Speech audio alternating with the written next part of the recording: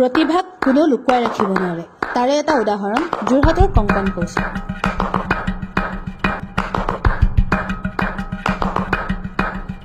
বহুত কেইটা বাদ্যযন্ত্ৰত তেওঁ হাতৰ পৰতে প্ৰাণ পাই উঠে। ভৱিষ্যতে এজন সফল মিউজিক কম্প'জাৰ হিচাপে প্ৰতিষ্ঠা হোৱাৰ সপোন তেওঁ।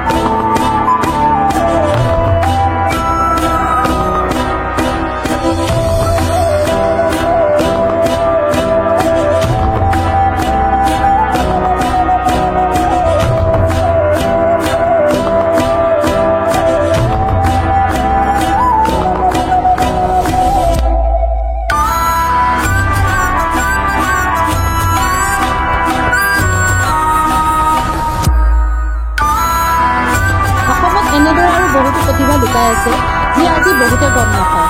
এনেধৰণৰ প্ৰতিভাবিলাক আগবঢ়াই নিব দৰ্শন নিউজে। সেয়েহে আপোনালোকে চাই থাকিব দৰ্শন নিউজ।